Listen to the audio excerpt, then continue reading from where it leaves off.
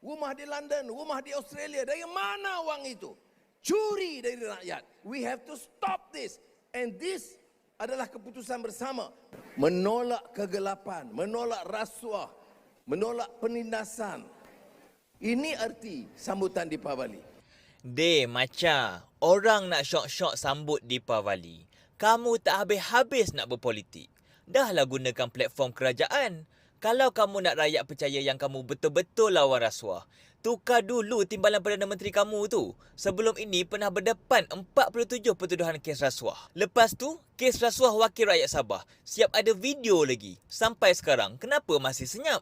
Isu rasuah terowong Lim Guang Eng. Kenapa kamu tak pernah kata apa-apa pun? Kemudian di Telegram, grup edisi siasat yang hampir hari-hari dedahkan kes rasuah. Kenapa kerajaan Mahyadin pergi sekat? Tak lupa juga dakwaan Bloomberg, kamu beri arahan kepada Ketua SPRM supaya jangan siasat Farhaj bekas setiausaha kamu.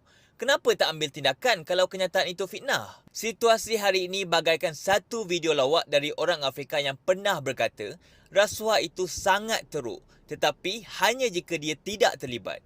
Kalau dia terlibat, dia akan pertahankannya. Jadi kamu sebagai PM dah ada kuasa, jalankan kerja.